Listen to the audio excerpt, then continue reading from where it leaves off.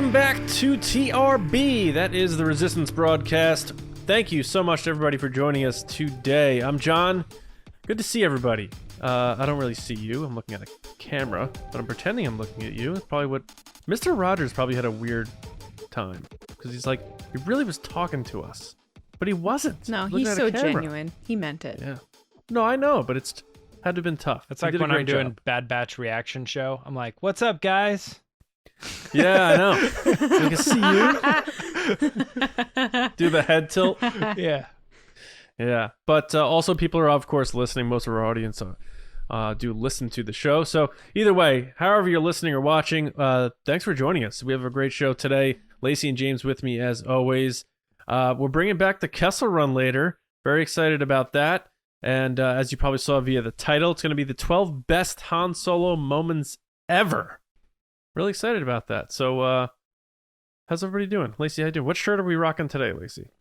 It's from my best friend. She bought me the Forest Awakens. It's from Alaska. Kylo Ren's a moose. Oh, I thought it was like a mixture between like a Forrest Gump Star Wars crossover. Yeah. I think Han Solo's a bear or something. It reminds me of a friend. This was a while ago. Is Chewie a human? Oh no, Yeah, Finn's what? a bear. Finn's a black bear. Interesting. I saw a photo of my friend, and then they were just like, "Oh, my niece at the zoo" or something like that. And I looked at the shirt, and I was like, "What the heck is that shirt?" And it was like fake fan art before the Force Awakens came out. Mm-hmm. So it was like characters in wrong, like it was like John Boyega as an Imperial officer. It looked like a Drew Struzan, but it was like very clearly fake because it had like actors that weren't involved, and the people who were involved were in the wrong position. And of course, it had like Luke and Han on it and stuff. And it's like, what is that shirt? And I wrote them, and they were like, "Oh, I don't know. I'll have to ask." And then like they got back with me like a week later, and they were like, "I don't know. We bought it like at a convenience store or something," whatever it was. I was like, "Whoa, that's like a crazy knockoff shirt. I've never seen that." I'll have to send that to you if I can find the photo. I'd like to see that. Yeah. I think I uncovered the artwork at one point. Like I found the fan art too. That's so funny. Point. Yeah. But anyway. Nice, man. People always Very making good. random Very Star good. Wars shirts online, or stealing people's stuff and making random shirts online. I mean, we've all seen it, like where the like Kenobi Yeah. trailer, and kind of stuff, and it's like you're just splicing together random things we've seen him in before. The worst is when yeah. people send you that stuff, like family and Oh, friends, yeah. and you're like, "No, this isn't a Oh, thing." yeah. There was a guy who I used to work with who like they were like, "Oh, I watched the Last Jedi trailer," and I was like, "No, you didn't." And he's like, "No, I saw it." He was like so insistent that he saw it. And he's like, "I'm surprised you didn't know about it." And I was like, "It's because it doesn't exist, bud. I guarantee it. You saw a fan-made trailer and you believed it." Hey, Oops. well, I mean, there's an audience for it, clearly. Yeah. Going back to your question, John, you asked how I'm doing. I'm great, knowing I'm not doing Who Are You? Oh, yeah. We do have to bring that back too, though. Never. Though I don't remember who's up next in terms. I'm of definitely who's doing against who. questions next, I believe. Oh, that'd be good. I lost. James won. James Or wait, beat does you? that mean I don't do it because I lost? No, I mean it's a rotation, so we'll see what the rotation is. But Just rotate me off permanently. We do could have do that, John. We could just always make it me versus you. Like I don't The think anybody problem would is that care in I've- particular. At this point, I've made up so many fake quotes. Oh, that too. Yeah, you're problematic quote reader too. Tano. You're like I've got a bad feeling about this. And we're like, I don't know. We just name someone. You're like, that wasn't the person I was thinking of. Yeah. You assume too much. I know. Yeah. Yeah, we'll have to bring it back one of these days. I haven't really thought about it in a while. No, but never. people do enjoy it, but we'll see. But we do have other segments on this show. We are very versatile, so we are going to fire up one of our classics right now. Mm-hmm. I fear nothing, for all is as the Force wills it.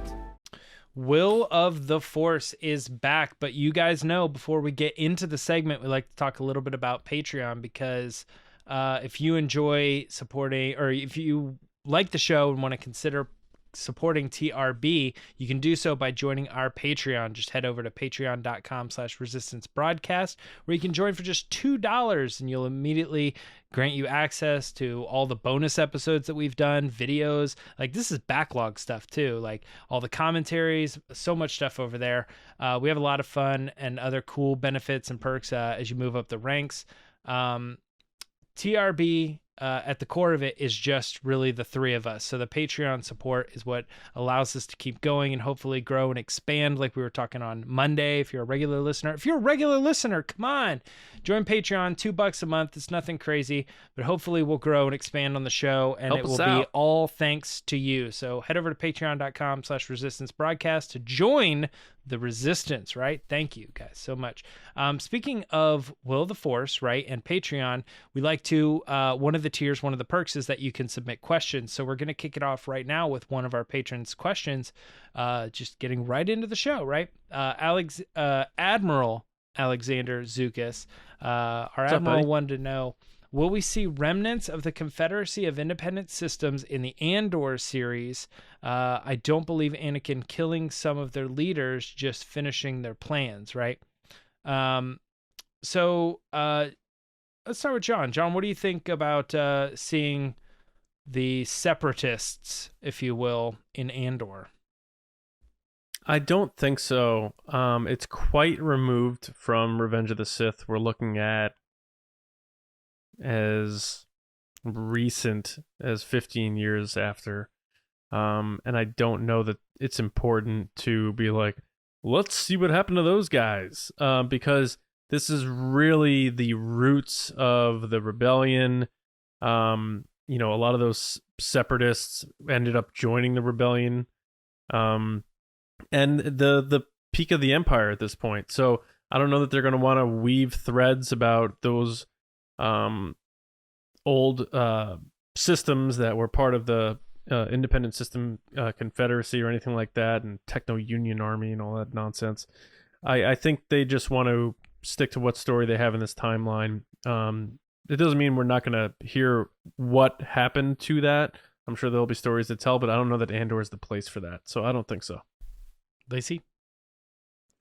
Yeah, I agree with John. First of all, hey Alex, Zubaka, one of the best names. Biggest jacked fish fan in the TRB community. He really is. Besides you, John. I got $1 for every time. Anyway, I agree with John. I don't think this is going to show up. I don't know. I just kind of feel like my simple answer is they're going to put their focus elsewhere. And I don't think that this is important to the story, whether they're in it or not. So I just feel like it's not going to be a part of it.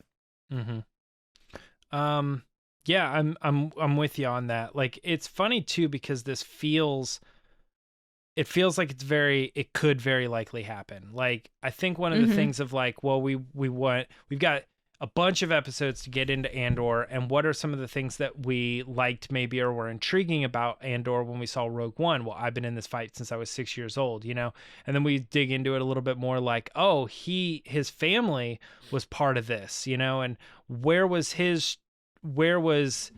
his road of like, that's where I grew up, and how did I end up here? And maybe learning more of that, he has other friends and other people that were also along the same roads of like, what happened to some of these planets that were essentially defeated, like at the end of these movies. And like, in a lot of ways, when they were defeated and then the winner ultimately like quickly changed into the bad guy, you do start to wonder, like, maybe some of the people they were fighting were the good guys, kind of thing, so it's like it's really crazy to think like how all that stuff played out, and then it just gets brushed away as in like, oh well, but then they became the Empire and that was it. It's like, what about the people who were fighting against that, who were fighting against Palpatine at that point in time, so I don't know, it seems like it could be there, but I think you're right.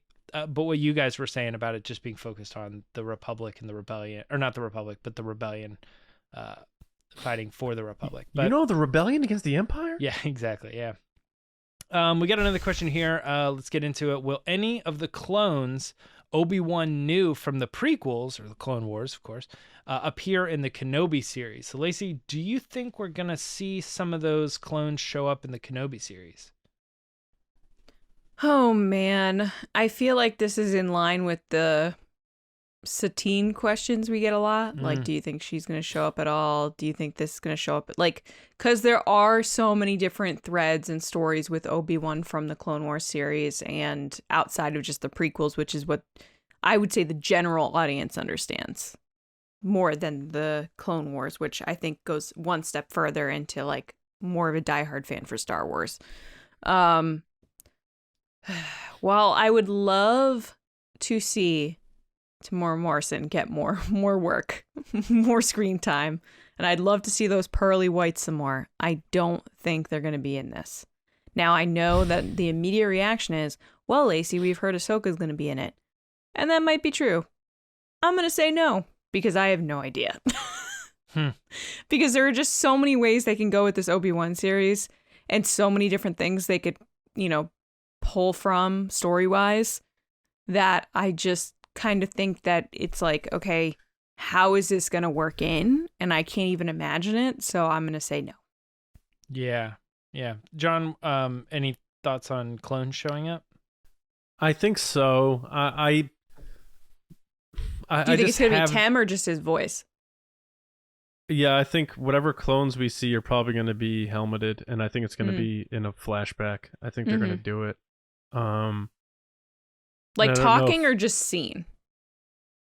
Yeah, they may have brief lines, and Morrison could just do that from his bathroom, So from the hot tub. Bathroom Polynesian would be a spa. bad choice, John. Yeah, it really would be. All right, the tile and stuff. The acoustics. Yeah. Well, what if the clone's in a bathroom and he needs that echo?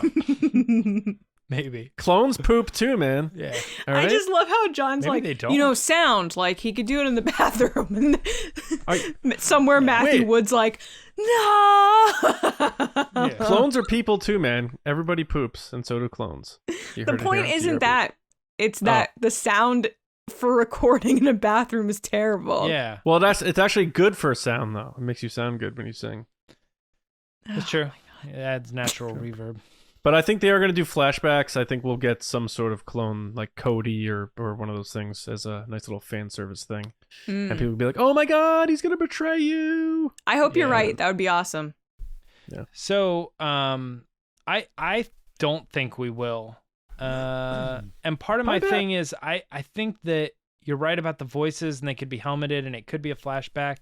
But I think like the real happiness from adding a clone to it would not be having them helmeted at this point. Like I think like what we want to see is we want to see Cody and Rex and stuff. And if they're going to play in that world, they're more likely going to play in that world with like Rex being alive after Andor and like let him play in the age that he currently is. So if they want to pull that out of their hat, it's the time to do it would be, in these other series or these other worlds over here where Boba Fett and all those characters are living right now.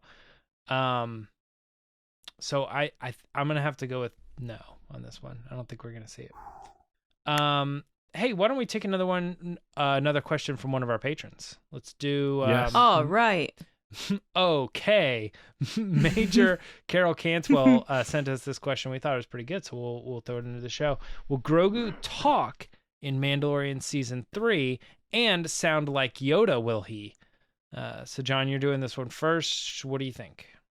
It's funny because we did this for Mandalorian Season 2. Oh, yeah, that's true.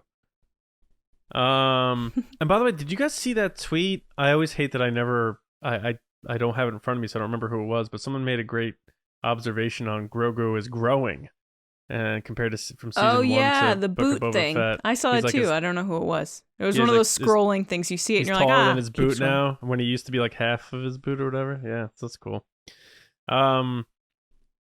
Will he talk? He's got to, right? Like, are we reaching that point where people are going to be like, all right, enough with the cooing and stuff? Like, he's got to he's got his armor. He made his choice. He's starting to grow up a little bit. We're seeing his past where he may have known more than we thought. Like, I think we need the next phase of Grogu, and I think that now involves him speaking and communicating. So I'm going to say yes, let's do it. Mando season 3, Grogu's going to do some talking.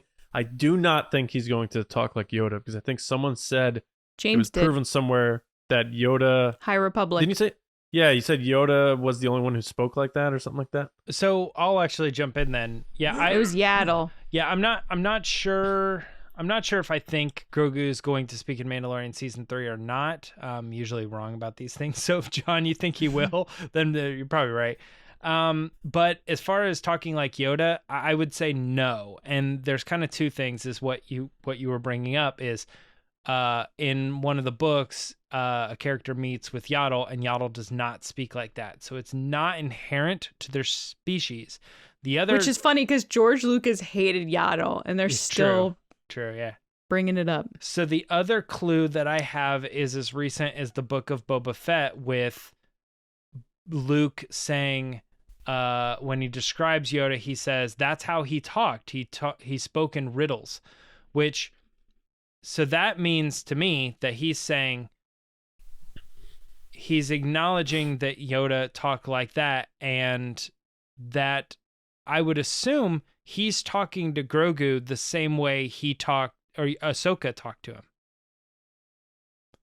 Huh? So like Ahsoka talked to Grogu, and that's how she learned his name. They were having a conversation like through the Force. Mm-hmm. I imagine Lucas talking to Grogu in the same way. And he's having those conversations. And then he says, I've only ever met one other of your species. He was different. He would talk in riddles. Like, that's different from you or me. Right.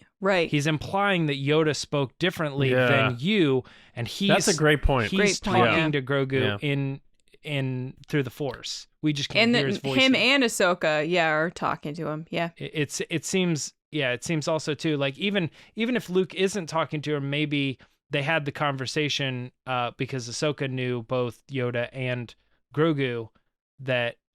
So I don't know, like if they're just chatting, the only other thing is she did mention, oh, he's talking to me through feelings or something like that, or visions, which it could be someone calling him Grogu, and that's what he's showing her that. Oh, that's a good point. But I think that there is probably a combination of the two, but I do 100% agree that the riddles thing was clearly like, oh, he talked differently than you. He talked in an interesting, silly way. Yeah, I love that line, by the way. I like how Filoni put that. He spoke in riddles.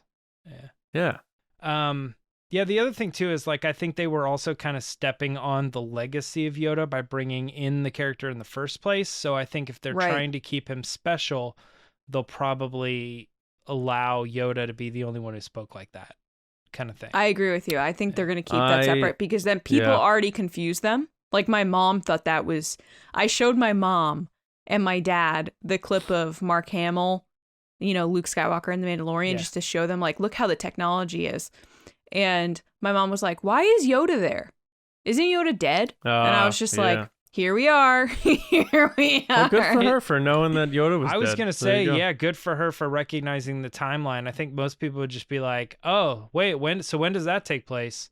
She didn't. No, but the thing is, she didn't understand when it was. She was like, why is he here with Luke? I thought he was dead, type thing. Like, why is he a baby? And I was like, oh, no, that's not the same character. Yeah. Like, that's what she was saying.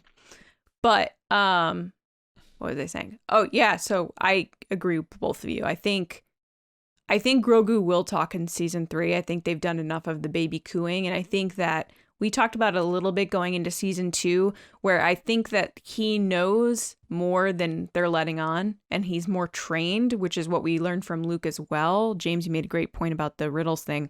But Luke also says, like, oh, I'm not teaching him anything. I'm just kind of reminding him what he knows. Like he's remembering on his own.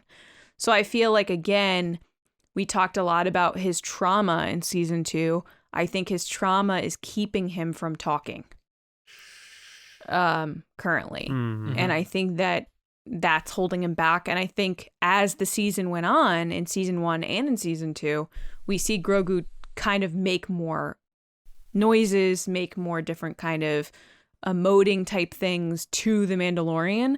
So I think he's going to talk to the Mandalorian in season 3. I don't think he's going to sound like Yoda. I think, James, you said it perfectly. He's going to not... They want to keep Yoda special. And I think that was part of the agreement probably when they decided to do this character. Mm-hmm. Don't you think it's going to be one of those things where, like, it's very subtle and Mando's going to be like, wait, what did you just say? Did you just talk? Imagine he's sitting there and he's like, yo, don't go that way. He's like, what? Don't go in there. Yeah. Did you just talk? He's going to be like, yeah, what's up? Yeah, what? Yeah, I feel like if they were going to do it, it would have to be like, I don't know, man, like simple words. Like he only answers yes or no or something. Well, Favreau's going to be like, imagine Favreau gets Vince Vaughn to do the voice for Grogu. Oh, stop.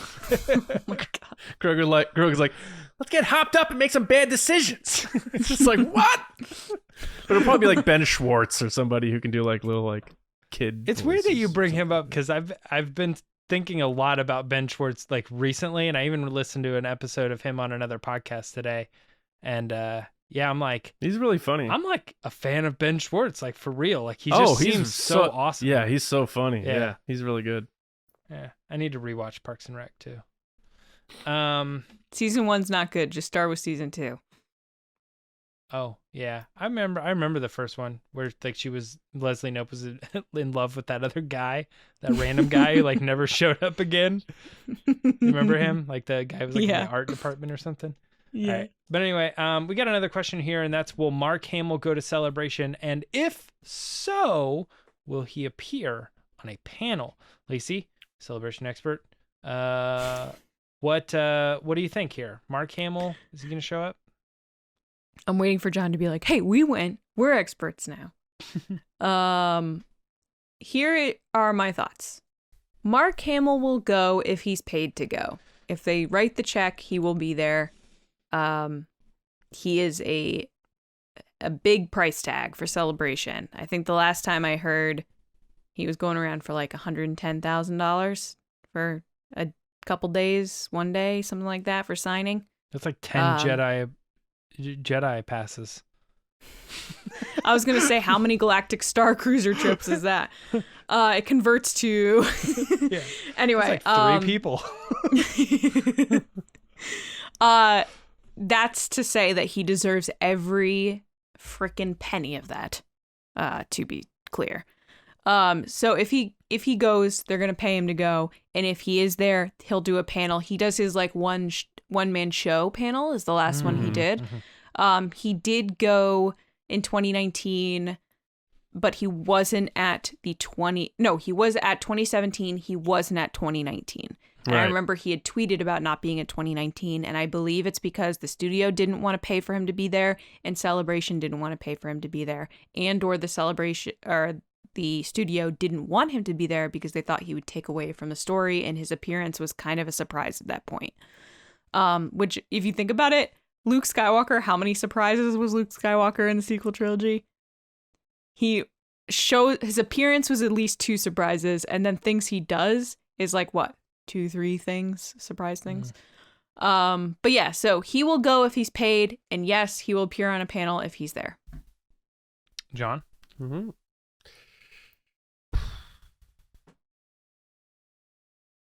I don't think he's going to be there.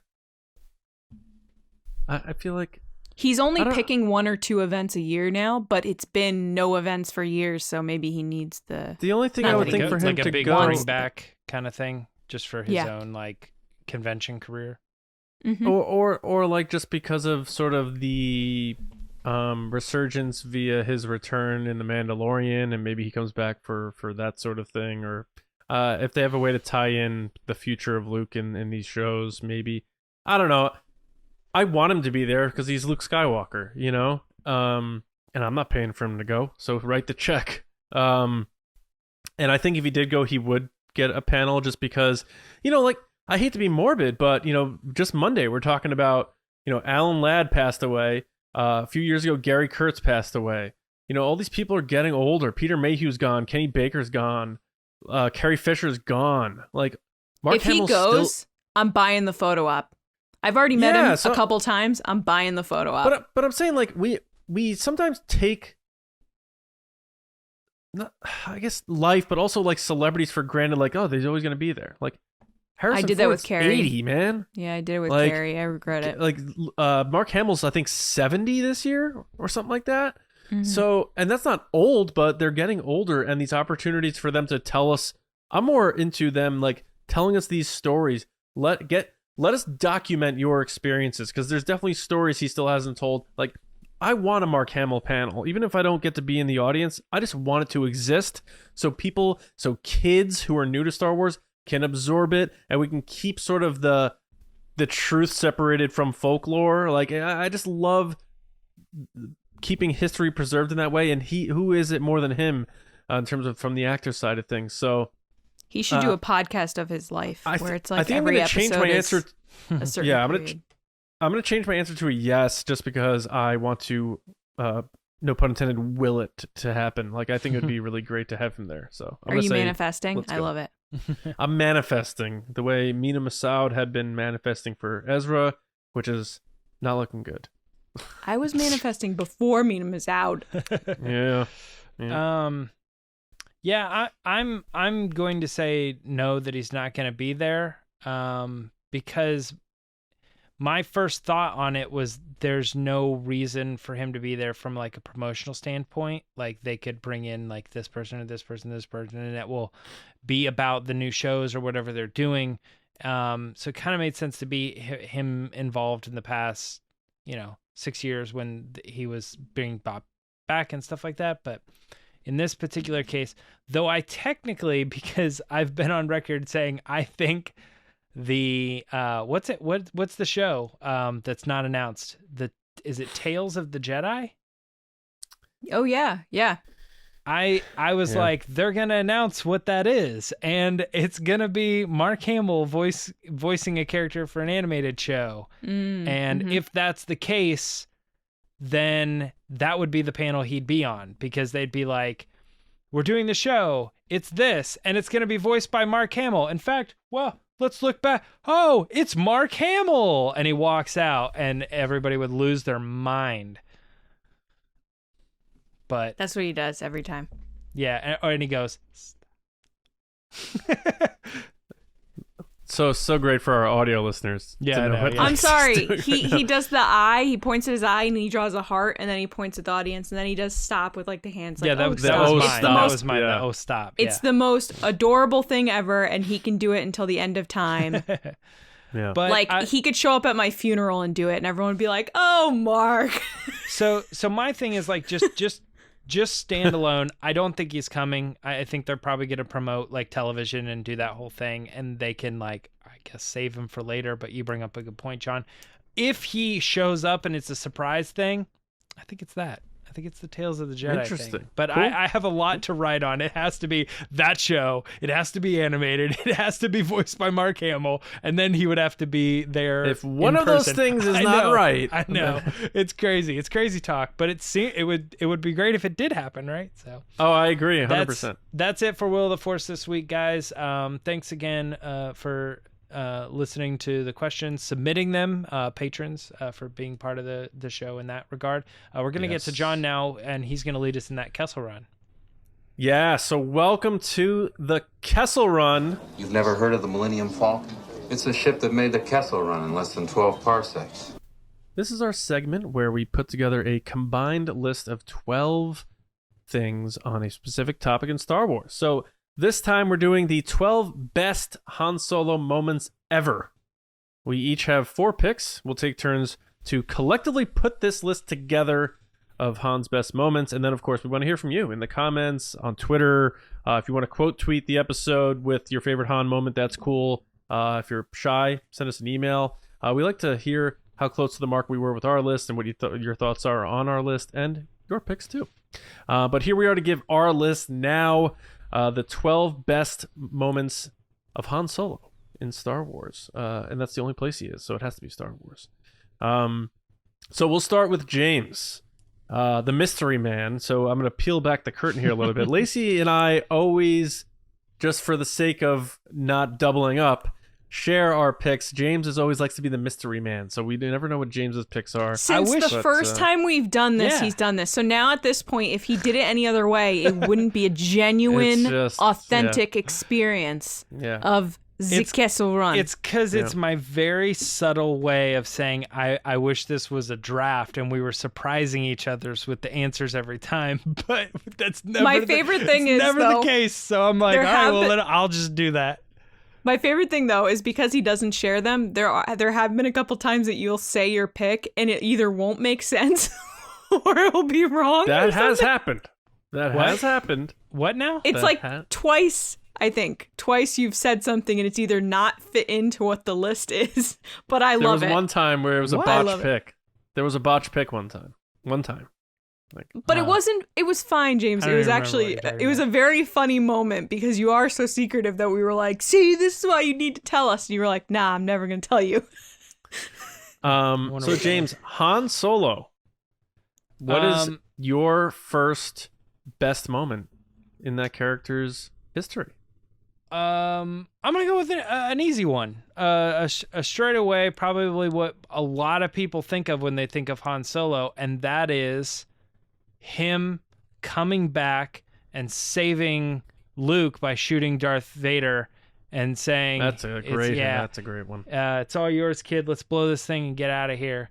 Like, that Han Solo moment is probably one of the de facto Han Solo moments because it's the climax of the movie and everybody's like, there's no way Luke's going to get out of this. And Han Solo, despite the fact that they set him up as this other character, comes back and completely saves the day. Like, had it all been, would it have even happened? Would Darth Vader have shot Luke and the whole thing saved if Han wouldn't have made that decision, a few hours ago or whatever, to turn the ship around and go save his buddy? Yeah. That is a really good pick. That's Mark Newbold asked me for my 3 favorite Millennium Falcon moments, and seeing the ship come back and flying at the camera when he returns is one of them. Is that a special edition ad? Good question. I don't think so, but it might be. I want to say no, but you might be right. But then he does the Yahoo and great shot, kid. That was 1 in a million, and he's rubbing Chewie's head. Like, the whole thing is so cool. Yeah, I think when you hear that, when you hear the voice, it's almost like the Infinity or Endgame, like on your left. It's like you hear the voice, and then you're like, almost like looking around, like, what? And then they show that shot of the Falcon dropping. And you get your Darth Vader what because of it. Yeah, it's true. What? Yeah. If I'm remembering the timeline correctly of how those shots play out, but I think that's it. Like, he hears the voice, and then they show the Falcon. It's like a tee up or something like that. But that, to me, that's my first pick. So, all right, good pick. That's setting the bar. All right, Lacey, you are up. Our collective second pick in the 12 best Han Solo moments ever. My pick is, which by the way, this was really hard because there are so many. Oh, yeah. So usually a little behind the scenes moment, the Kessel runs, it's usually between John and I, whoever can get it out faster into Discord gets to claim their moments. And there's always a moment of, and like, you have to figure out. This one, I honestly did not have any crossover with you, John, this time. I always say, though, if you want one of my picks, take it. But that's just you being nice. And you guys, I would do it, though. And you guys have done it for me, too, in the sense that, like, maybe there's only, like, 10 and maybe 2 iffy ones. If I'm always last, then I get, like, the bottom of the barrel ones. But in this case, I didn't look at your guys' ones, and I wrote out a list of 5 that I thought were good, and I picked my 4 that I wanted, and only one of them was on your list. So I thought, I'll just do the 5th one then. So yeah. It's just funny because it always happens. And even though, yes, we're all very nice and we're like, if you want to switch or not, there is a moment. And I know John and I are competitive that we're like, let's see how quickly we can get our choices in.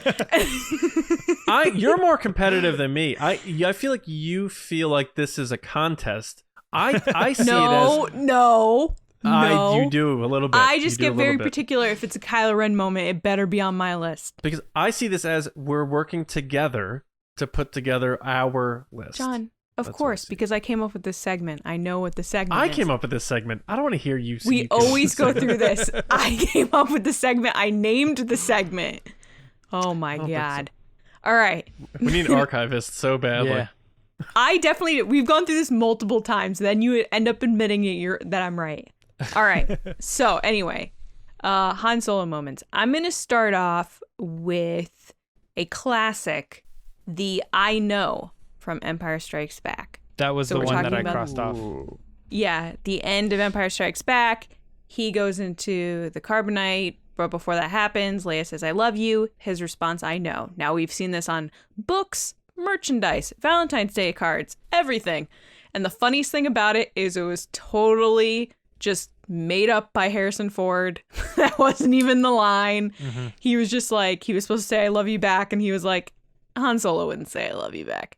So I just love everything about this line. I love that it's, Harrison doing this, which is true Han Solo. I feel like same with Carrie Fisher and with Mark Hamill. I feel like Han Solo is Harrison Ford, and a big reason why it's so successful is because it is part of him into the role. So yeah, this moment is just such a touching, wonderful, emotional moment that reminds you at the end of the day, with James's moment as well, that Han Solo is the good guy. Mm-hmm. He's the softie, that at the end of the day, he's going to do what's right. He cares for his friends and family. And he just wants to find that belonging that all of the characters do in Star Wars. But yeah, no, this moment is just so well done. Harrison plays it so well. And so yeah, I know. The peak of Han Solo's character arc too, because as much as I love Return of the Jedi, like Han Solo really didn't have a story in that movie. He was used as a MacGuffin at the beginning for a reason for them to go to Jabba's palace, of course, but he was mostly comic relief, and he didn't really have an arc in Return of the Jedi. And Kasdan said, he's like, look, I think the character met his peak at the end of Empire. We probably could have killed him off. George didn't want to. We all know that story.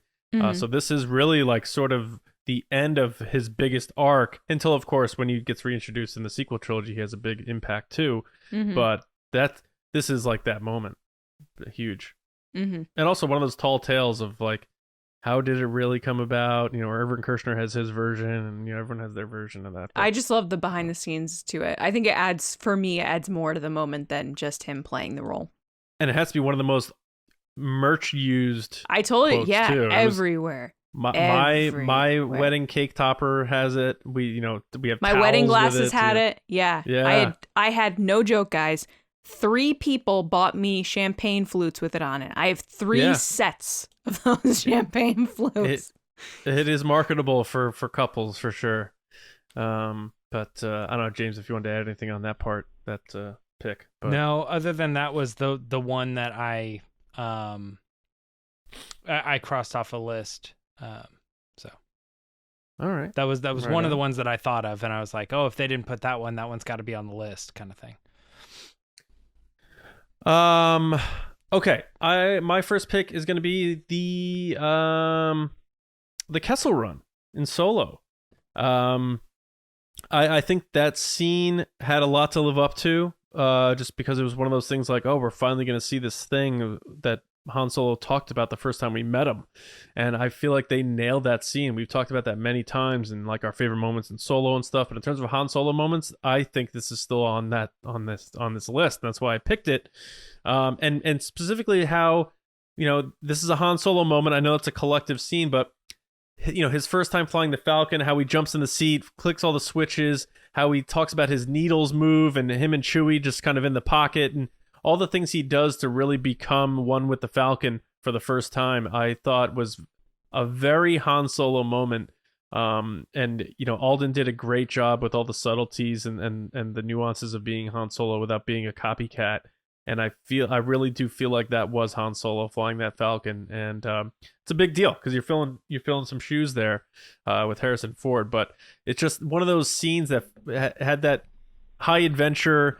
The music was fantastic by John Powell, and all the maneuvers that Han does to get them out of there, like him and Chewie dinging that TIE fighter into the rock and doing the needles move to kill the one guy and evading the vermin Summonoth monster or whatever that thing is called, and the timing of the coaxium, and he thinks he screws up, is like the most classic Han Solo thing ever, and then it kicks in at the right moment, punch it to get out of there. Like the whole thing was just drenched in Han Solo, and I absolutely love the Kessel Run. I thought they did a great job with it, and Alden specifically.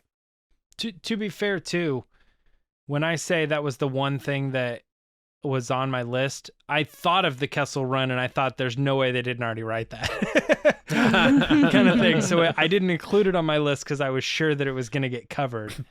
But yeah, that is definitely, I agree that's like, one of the probably most pivotal moments, and everybody knows about the thing. And so we got to see it in Solo and delivered. So yeah. Also, imagine we did a Kessel Run segment without including said Kessel Run. That's true. Yeah, it's called the Kessel Run. Very good point. Yeah. Glad I thought of that. You are the worst. You are the worst. No, I honestly don't remember. It is my one contribution to this podcast. Your one? This segment, yeah. All the other segments already existed. You, John? She flipped it. Yeah. She flipped it. You know what they call that online? They call it gaslighting. That's what they call that. No, I'm just kidding. No. Lacey. Or James. Yeah, be me. James, you're our fourth pick out of 12. What do you got? I think the one I'm going to go with next is it's funny how similar it is to my first pick, but it's saving Luke on Hoth. Imagine all your picks worse. Junior. Yeah, exactly. Yeah, they're all like saving Luke's butt again. No, but another pivotal thing in my mind when I think about Han Solo is him being like, what do you mean he hasn't checked it? What do you mean nobody knows? You know what I mean? And like everybody's like, don't go out there, you'll die kind of thing. And he's like, I don't care, my friend's out there in it, and kind of thing. See you in hell. Yeah. So which is such a weird line to me that he says that to the guy. Yeah. I actually wish I picked that now. I love that line. Yeah. See you in hell. So it's the whole moment of him like not even questioning the danger, like the science danger of it, and just like running headfirst into it. And I mean that whole scene in the movie is like they're closing up the gate, and Chewbacca and Leia and everybody's like worried that he's gonna make it and stuff. It's like it's a pretty key pivotal moment in that time, and it's just Han Solo being the hero and going out and finding his friend, and all the things after it too, like with the he cuts open the thing and he sticks his friend. He uses in there a lightsaber, yeah. Uses a lightsaber. All that stuff is like, man, Han Solo is a wild man, And there's, he's pushing around those officers. What do you mean he's like, nobody knows? Like, and he's like, it's possible he checked into the South Central. Possible. Why don't you go and find out? It's getting dark out there. Yeah. He does the Harrison Ford point to the guy's chest. Yeah. It's getting dark out there. Why don't you go and find out? Oh man, that is a great moment. Vintage Han Solo, vintage Harrison Ford, just like prime time, man. Great. It still sticks out to me that he said "see you in hell." It's just such a funny moment to me, even though it's not supposed to be funny. I think that could have been on my list of like not supposed to be funny moments. Yeah, it's weird too, because like, it's kind of a swear. It's kind of a word that like people are like, oh, I'm not allowed to say that, and like it's kind of a curse word in Star Wars. And then the other thing that's interesting about it too is just the fact that like we all understand the meaning, but it is kind of weird because there's like the religious aspect of like, oh wait, there's hell in Star Wars. That's like a thing. Like so it's kind of one of those like what is the root of a word that we use? So it kind of reminds you maybe it's like all of Star Wars is just being translated to English in a way, kind of thing. Yeah. But whatever. Yeah. All right. Lacey, you are up next. This is our fifth pick in the 12 best Han Solo moments. My next pick, to no one's surprise, is from The Force Awakens. And it is specifically the whole segment sequence, because I picked specific moments, but I noticed you guys are doing kind of like the scene itself, so I'll add the scene to it because it is, the whole sequence is just so perfect. I noticed yours were a little more specific. Yeah, the whole sequence from the moment that they're on the Irvana ship and they're talking to like Kanja Club and everything, from the moment they show up to the moment he blasts off in the Millennium Falcon is like pure Han Solo. It is written so perfectly. It is done so well by Harrison Ford that when that happened in the movie, and anytime I watch it, I'm like, this is Han Solo. There's no doubt in my mind that this is the character that I remember from the original trilogy. From the moment of him lying to being like, nah, that's not happening. And they're like, hey, we're here too. He's like, what? Like the whole like, you can't swindle anybody anymore. And he's like, you've lied to us 3 times. He was like, well, what was the 3rd time? Like that kind of stuff is just so, yeah. But specifically the moment where he punches the guy out when the Rathtars escape reminds me of now. I've seen Indiana Jones. It reminds me of Indiana Jones. But regardless, it's so funny because Harrison Ford puts his whole body into this punch. Like he goes for it with this stunt guy. And it makes me laugh so hard because he's not trying to do some crazy. It literally looked like if my dad went and punched someone. Like that's what it would look like. It doesn't look like a professional punch. It looks like a genuine, like an older guy, like get out of my way punch. And I love it so much. But yeah, that whole sequence is so perfect from the moment they get into the Falcon and then him talking with Rey where it's like, he's like, what are you doing here? And she's like, you got to help, I got to help prime the ship or whatever and get past the compressor. Just, he's so good in TFA. He really, really is. Like he went out with a bang, and so to speak, with how well he played that role. And you see like, the Lawrence Kasdan Han Solo lines, this is not how I thought this day was going to go. Oh, and, such a good line. It's good. I don't ask myself those questions until I've already done it. After I've done it, yeah. Oh, it's just classics like already. And it's just a great scene because really it was shortly after our introduction to him and Chewie, that big, we're home thing. And, he's like, yeah, I'm hauling Rathtars. And it's like you're right back in the Falcon with him. Obviously you are, but it's like no time has passed by the way that he's playing it. Just like the feeling you get watching him and Chewie on screen. It's like, I haven't been missing him for 30 years. He's been right here, even though he's older. But yeah, so that whole sequence is just so perfect. And I loved everything about it. And it's one of my favorite moments in TFA. Yeah, and then, it's Chewie getting shot and him, like, worrying about Chewie, and he's like, you take care of Chewie, all that stuff. Yeah. It's just a great scene. So great pick for sure. All right, almost halfway there. I'm going to take us there now with our 6th pick. I'm going to go with running down the corridor after the stormtroopers and then immediately retreating in A New Hope when he sees the whole... Because that gif of his face when he stumbles upon them and sees them is... amazing, because it's the opposite of cool and it's the opposite of what Han was trying to go for. And you kind of got the feeling that he was doing it to show off in front of Leia because you feel like he kind of liked her already.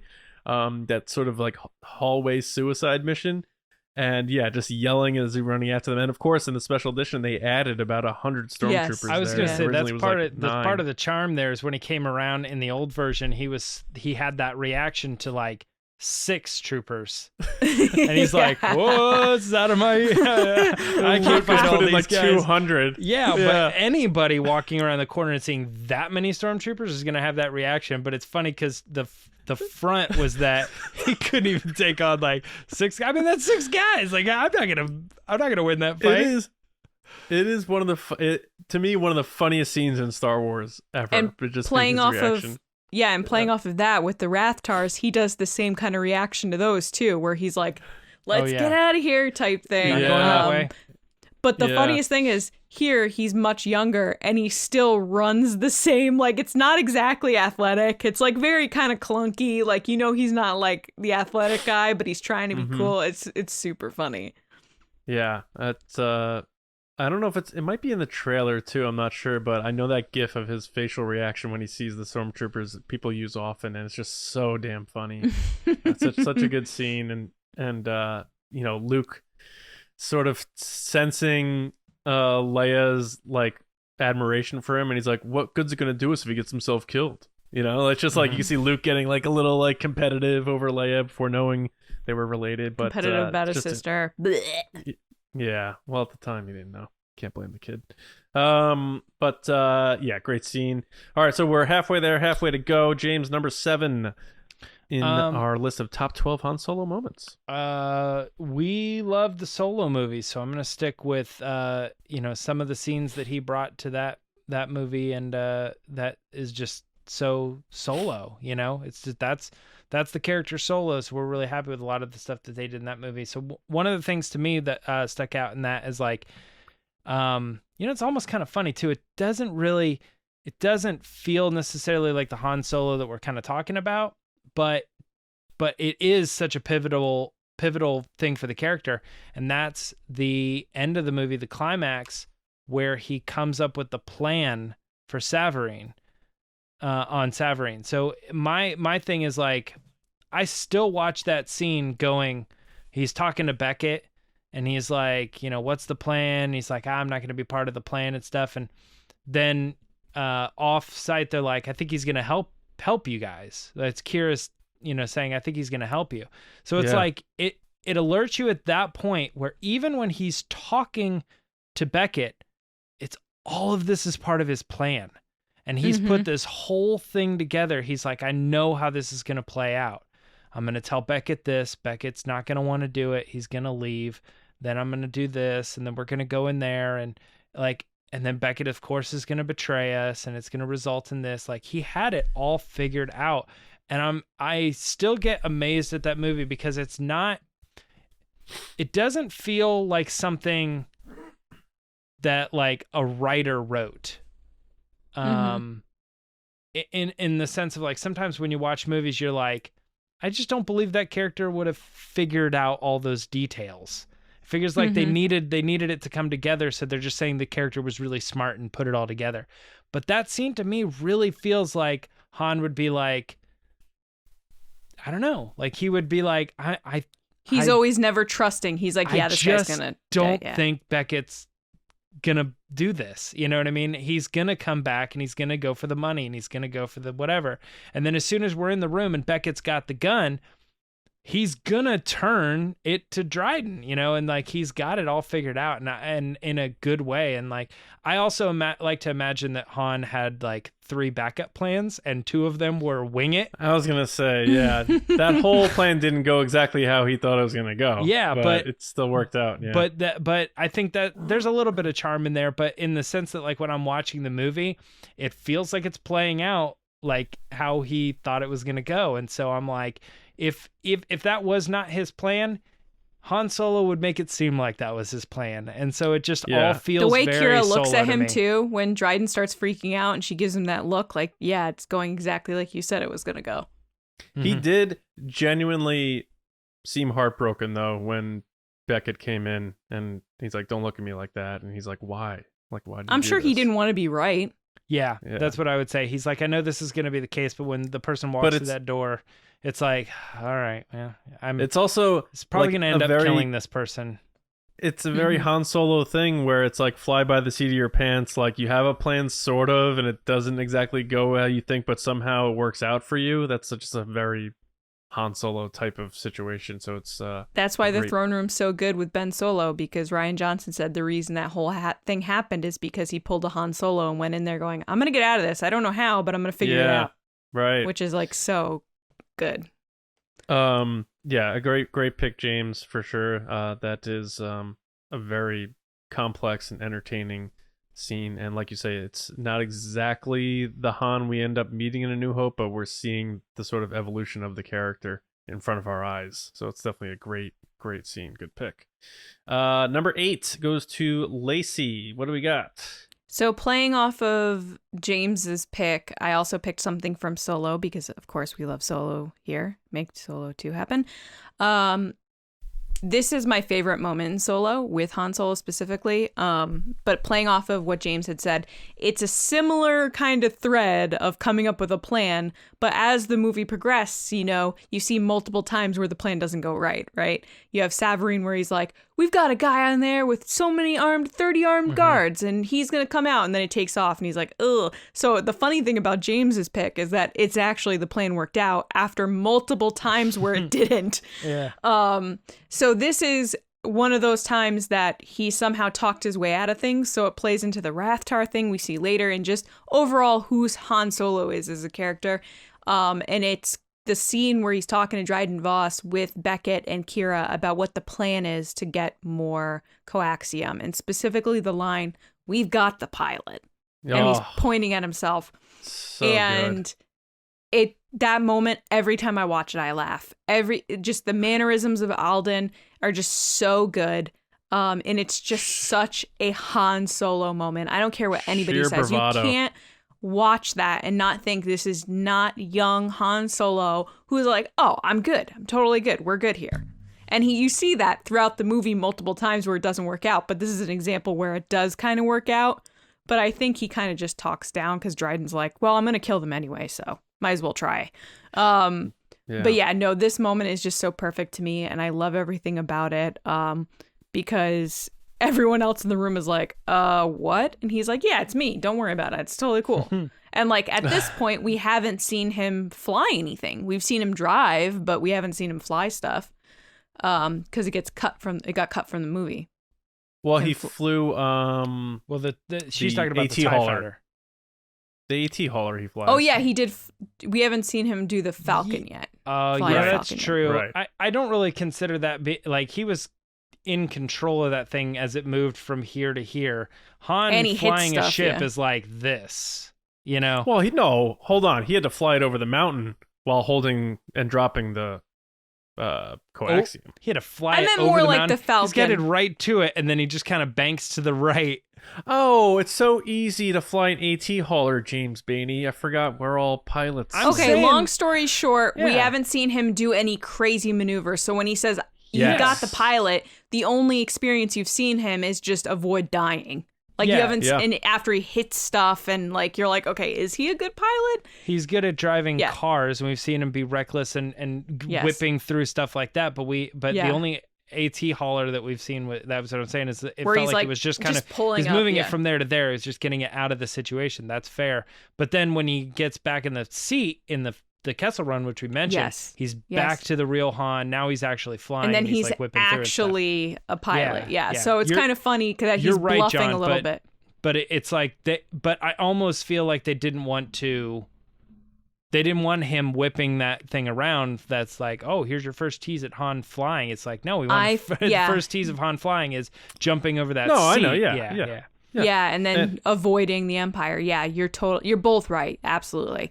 That fake sense of like bravado, and he's probably like, you know what, his pants at that point because he's dealing with this crime boss he's in over his head, but he's just like, keep it He also together, does the keep it Harrison together. point at himself, like a very stern point, which And he plays does that on grin. the whole. Yes, it's me. And meanwhile, you look at Beckett's face, and Beckett's like, I don't know him. I don't know him. I don't know him. He's like giving the look to Kira too, like a little bit like, right? Am I right? Like, she knows. Like, he didn't say that, but he's like, And that's you like- know. and like later on Savarine when he's like, got 30 hired guns, and then like Beckett looks at him and he's like, I got this, don't worry. Yeah. Exactly. So. Oh, good pick. Yeah, Good I just pick. really love it, and it's a moment that no matter what, I'll always laugh at it because it's just so perfectly, like just the pause afterwards too. It's just so good, so good. Very good. Alden did a great job. Good pick. All right, number 9. I am going back to Empire Strikes Back. When they realize that the hyperdrive isn't working and they're evading the Empire after escaping Hoth. Everything that Han's doing there, from just barking orders to Chewie, turn her around, I'm gonna draw power off the front shield and shut him up or shut him down, and then like dogfighting in between the Star Destroyers so they collide into each other, and all the things he's trying to figure out because he doesn't have the facilities of his ship, and then all of that as Leia saying like, you don't really have to do this to impress me, and he flies right into the asteroid field. and then that beautiful music hits, the Han and Leia theme as he's weaving, or the asteroid field theme as he's weaving in and out of the rocks and the asteroids and meteors all the way into the worm's mouth. But that whole sequence post Hoth, where it's just complete chaos and nothing is working, and you're realizing like this is a way different movie than A New Hope than we could have expected. I think the one shot that stands out to me the most, that I see the clearest, is when the Falcon's flying downward and you see the two noses of the Star Destroyers, because he made them sort of go out of their own way, and he gets these two giant ships to almost nearly really collide with each other. This little freighter, and it's just like that whole underdog thing and everything about it, and of course the legendary asteroid field scene. The whole thing is just like, man, this is Han Solo's movie just as much as it is anybody's. Absolutely, yeah. Asteroid fields or the asteroid field scene is a huge one in Han Solo lore. And it also is funny too that like that also means that 2 of your 4 picks have dun dun dun dun dun dun dun. Yeah, Kessel Run, and that's a good point. I didn't even think about Copyright that. strike on my impeccable singing. They won't know the difference. You're screwed. So that is pick 9. We have 3 to go, so we each have 1 left. James, what is your last pick? Pick number 10 on our list of the top 12 Han Solo moments. So this is it's 2 moments, but you'll see why it's the same moment in reality. So I'll just get them straight off. The 2 moments are Lando says, they arrive just before you do, or whatever, and the door splits open, Darth Vader's there, and he immediately pulls the gun out and fires at him, no questions asked. And that scene, and also it's on a subtler level, but I had to mention it because people really liked it in our funniest moments. It was the same thing when all the guards run in Return of the Jedi, and the first thing he does is grab a big box and throw it right at that guy knock him off the cliff. And I'm like, it's really the same thing. It's like people run in and he doesn't freeze or hesitate at all. He just grabs the closest thing to it and just like defends himself and the people, around him, specifically Leia in both scenes, in the most ridiculous way. Like he knocked this guy's balance over a railing and he fell down a pit, which is ridiculous. And the other one being like, Darth Vader, the person who's been, 1977 Star Wars Darth Vader, the biggest bad, at this point, we're watching the movie, but we didn't fully get the Empire Strikes Back version of him yet because you're watching it. So at this point, it's that 77 Darth Vader, and he's standing in that room, and Han doesn't even like bat an eye. He pulls the gun and fires right at him. And and in retrospect too, what's kind of interesting about that scene, like Vader deflects it, but in like today's world, they probably would have froze it like they did with Kylo.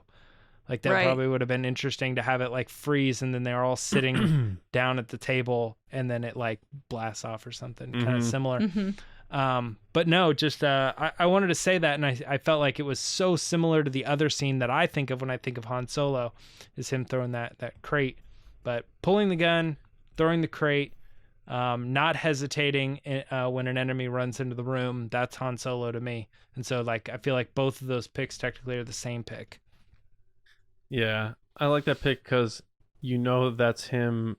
That's the instinctual Han Solo. Yeah, there's no thought there. It's got to do this. This has to happen right now, and that's pretty badass. It's and I don't know what Han Solo, like you said, knows of Darth Vader. Like, so is he going in like ignorance in a way? Like, oh, there's just some guy I know of this guy, but he doesn't know the scope of how powerful he is. But either way, badass moment. I don't know, man. I feel like Han. Have we talked about this before? Like, does Han know who Darth Vader is? Like, you got to think he had to have heard of him. I think everybody had heard of him. Yeah. Yeah. But the interesting thing too is I was thinking as I was putting the list together and thinking about this scene, like this is a Han Solo-ism that would be perfect in like Solo 2. Like if the door opened up and it was somebody that you didn't expect, like a Maul that would have never happened. You know, they're probably not going to do that, but like that kind of a scene, like he would just whip it out and fire and be like, that reminds me of like original trilogy Han. That's him. That's the character, and Alden would do it. You know, Alden said he was like, God, they got to bring him back because like last summer he was saying like, I'd be very interested to play that version because that's who he becomes at the end of the first movie, and I'm really interested to play that sort of jaded, more reckless version of Han Solo. God, we gotta see it. Come on, jeez, what are they doing? All right, really good picks, James. Now we go 2 more to go. Lacey, our 11th pick, in best Han Solo moments. What do you got? Yeah, so my last pick is, I think, probably my favorite Han Solo moment, which is in Return of the Jedi at Jabba's palace when he gets unfrozen from the carbonite and he gets thrown into the jail with Chewbacca and gets the big hug from Chewie. He's not sure it's Chewie at first, and then he realizes and Chewie's like hugging him like crazy. He's like, okay, I'm fine. And then he's finding out about Luke being a Jedi Knight, and he's like, I go away and everyone gets delusions of grandeur, which is just so funny because it goes back to kind of what you guys have said throughout this whole list is like, especially you, James, is like, he saved Luke so many times that he's like, Luke's going to save me. Oh, really? Right. Like, let's see this happen. And just, I think that whole kind of sequence of him being blind and then going into the, the sand dunes, still blind. He takes out Boba Fett. Like it's just this whole kind of witty, comical thing. One of the gifs I use all the time is where he's like, "Oh, great!" Like, like when he's hearing out what's gonna happen. Oh yeah. Or he's like, "Oh, you're gonna die here," that kind of stuff. I also too like him like being pulled away, like, you're throwing away a fortune. Don't be a fool. Yeah. Like to the last minute you will fight to swindle this guy. I just think it's just a prime example, especially this line of just the witty. It's always a witty comeback.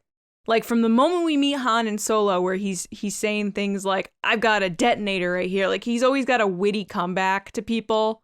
Or like I can throughout Solo, just like all these lines to be. He's never afraid to speak his mind, and I think this is a prime example of like that's just who Han is. He's never gonna hold back what he thinks, and usually it's a very funny, sarcastic line. So Luke, I really love Jedi this. Knight. Yeah. Yeah, that's so actually good. the one line that I like from that the most is when he hears Chewbacca and he's like, "What?" Like he kind of does that. A Jedi Knight. He's like laughing. And his eyes are like looking everywhere because he's still blind. Oh god. And then yet so good. us as fans are seeing Luke in this dark robe. He's showing up. He's choking out, Gamorrean guards, and he's like, "What? Yeah. Luke's doing what?" Right. No, that is good. Yeah, that beginning of Return of the Jedi is so damn good. I argue that that's the best Star Wars, the whole Jabba scene. It's definitely it's a very easy rewatch. There's a lot going on. There's a lot to check out. There's a lot to enjoy. I agree. I forget what I was on another pod once, and I forget which one it was. So I apologize if that person's listening. And they asked like, "What's your favorite moment in Star Wars?" And they were like, "I hope it's not the Jabba sail barge, like so and so." And I was like, "It's the Jabba sail barge." Yeah. Oh, well, you can't make everybody happy, right? It made me laugh. I was just like, "No, it is. It's that. It's exactly that." John, right, you're last, right? Last pick. I was gonna say right now, if you're listening to the show, in your mind's eye, like think what is the pick? What's the last one? What's the one that we just haven't said yet? And then when John delivers it, see if you got it right. And you're like, how have they not said this one yet? Think about it. And if it's not the one John says, now is the opportunity to like head over to the comments section or go Tweet to Twitter. Yeah. And Post on write Instagram. us and be like, I was just listening to the podcast. How did you guys not say this one? Like maybe I don't know. Maybe don't spoil it for people, but just say, "Wow, they've got some delusions of grandeur over there at the Resistance broadcast." Exactly. Yeah. But no, I mean it's a good opportunity to let us know what your favorite moments are, and you were surprised that we went through the whole list, and even John's last one wasn't the ones you were thinking of. And there's a lot of Han Solo moments, so there's obviously a bunch that we didn't put on here. I mean, we can go down we can make a whole nother Kessel run on Han Solo moments with ease. But my pick, my last pick, and our last pick on this list is when he blasts Greedo, kills Greedo point blank in the cantina. McClunky. First, McClunky, right? yeah. It doesn't matter what Greedo does. Han's intention that whole time was to blow Greedo out of the sky, out of the earth, out of Tatooine, whatever you want to call it. Kill him, dead, point blank. And then, in a very cowboy pirate sort of way, flip a shekel to the bartender and say, sorry about the mess, as he leaves a dead smoking body on the table in the bar. Everything about that scene, because it's really the first idea of what this guy's all about, because before that he was just trying to sell himself as a pilot to those guys. So like, yeah, you've never heard of my ship, it's the fastest, blah blah blah, I'll get you there, it's fast enough for you, old man. He's really selling the Falcon more than himself that whole time, because he said, Han Solo, but then he said, you've never heard of the Millennium Falcon. He's constantly talking about his ship because he wants to get paid. But now we see what this guy's all about, and you got Greedo stopping him, blaster to blaster, and he slowly unbuckles it. It's very like Clint Eastwood. And over my dead body, yes, I bet you have. Blam. Greedo's dead. And then just, you can tell he's been there before. It's not his first rodeo, because he doesn't get frazzled or freak out or anything. He casually gets up as though he just finished a meal. Like when people get up and they're like, whoa, that was good. Slowly walks to the bartender, flips him the coin, and says, sorry about the mess, and just slowly walks up the stairs. He doesn't run out of there. He's like, yep, just handled my business. Love it. Also, one of my favorite scenes in Star Wars. Sets the tone for Star Wars in general too, because imagine any movie in today's age where you just have humans, whatever, like somebody shoots somebody at a restaurant and walks out and says sorry about the mess. Like, it would feel like, what about the other patrons at the restaurant? Yeah. You know what I mean? Like, did they not think that was just ridiculous or crazy or whatever? But like, when you're watching it, like all of a sudden, because you're in this other galaxy, you start to be like, what's up with these people in these galaxies? Is that everybody just like okay with that type of stuff, or they're used to seeing that kind of stuff, like just people murdering people and being like, that's what happens? You know? Yeah, it's like I rewatched The Godfather recently, and like the scene where Michael shoots Salazzo in the middle of the restaurant, and then just takes the gun and lets it go out of his hand. Spoiler and walks alert. out. I think it's a 50-year-old movie, but that's all right. But it's just that sort of thing. Like, it's the old West, like you say. It's like the saloon. People get shot, and then like the piano stops, and then the piano starts playing again. And in this instance, it's Figure and Don and the modal nodes. The music stops for a second, and then they're like, "We good? Okay." Meanwhile, Greedo's head is still sizzling. Hit it, like Max. like fajitas on a Chili's hot plate. Yeah, right. So that's it, though. That's our list. Lacey, I don't know, any thoughts on the Greedo scene?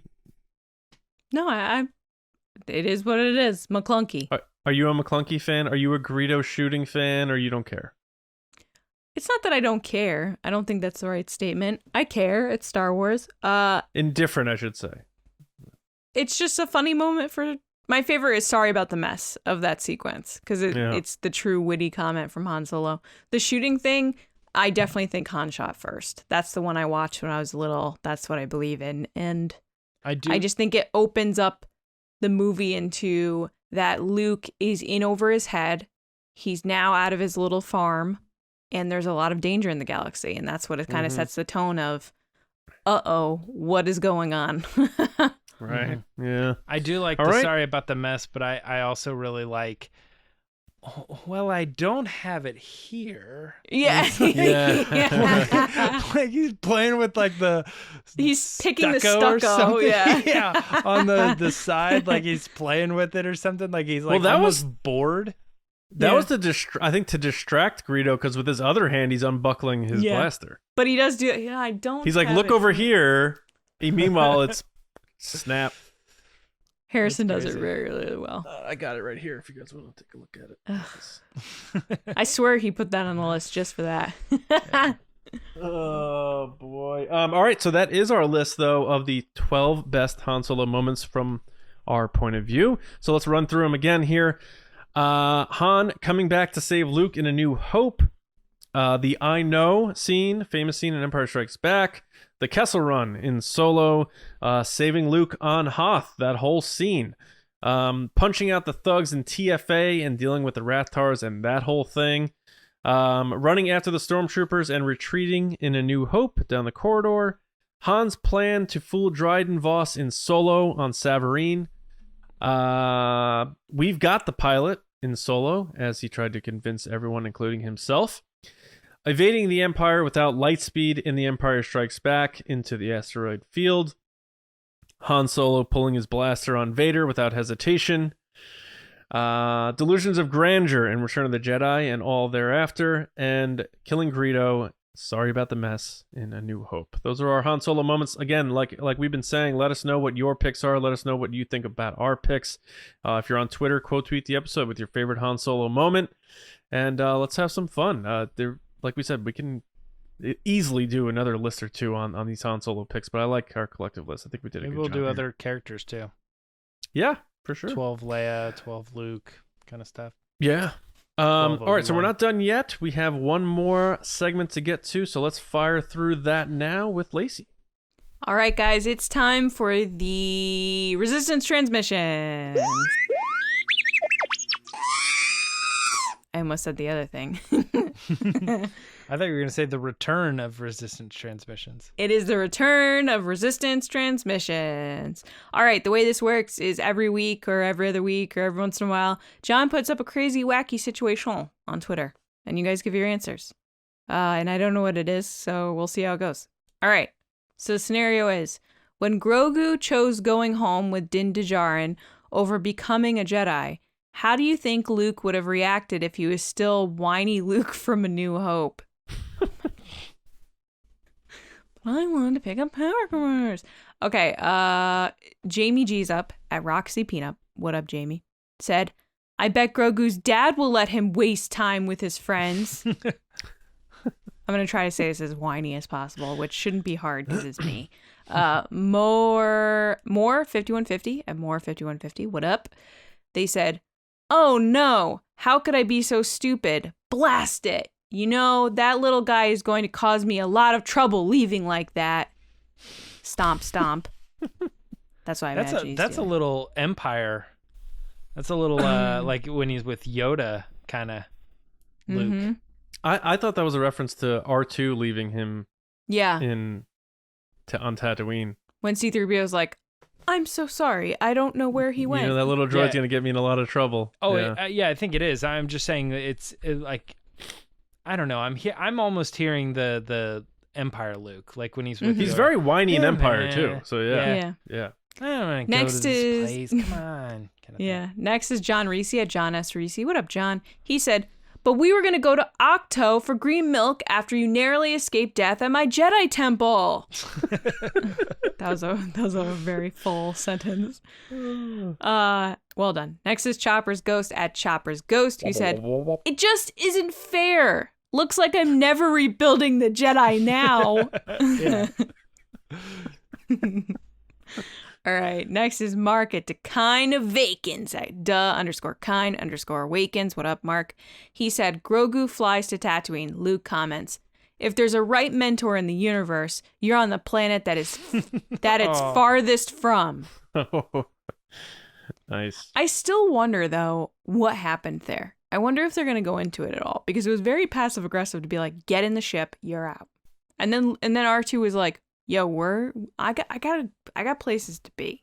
Let's speed this up. The implied story is that he just chose the armor, but I still tend to think in my head that there could There's be other something else going versions of on. like he chose the lightsaber and then he gave him the chainmail and other stuff. Like there's other versions. I don't know. Yeah.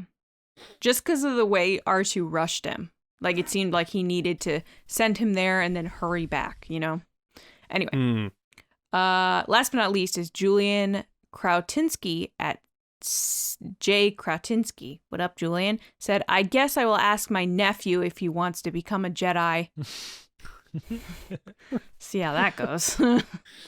Guys, Yikes. thank you so He's much. 10 times stronger than you.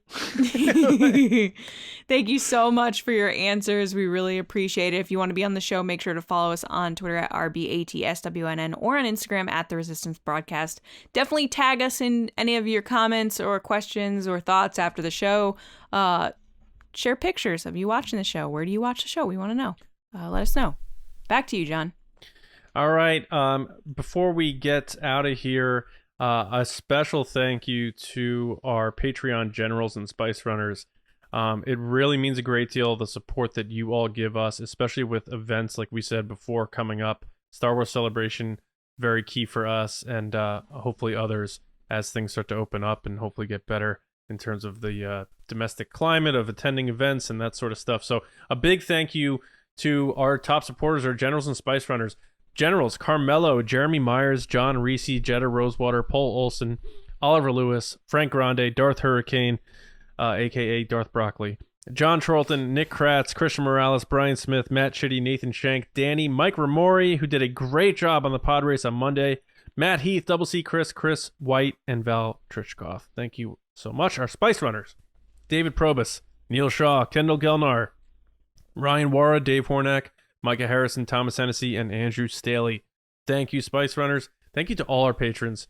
It really means a great deal. Make sure you're subscribed to the show on your preferred platforms, wherever that may be, and spread the word. Keep it going. We had a big month. Our last month was one of our biggest months ever for viewers and listeners, so thank you to everybody who's been joining us. It's going to be a hell of a year and a great future, so thank you for being part of TRB. Make sure you're also going to StarWarsNewsNet.com for all of your Star Wars news, reviews, editorials, information, and more. You can find me on Twitter at Johnny Hoey, writing and editing at Star Wars Newsnet, and my movie podcast, Just Like the Movies. We just put out our episode on Batman Begins.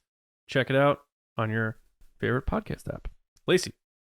People could find me on Twitter and Instagram at Lacey Gillerin, and this is a long episode, so if you're still listening, use hashtag Grandeur.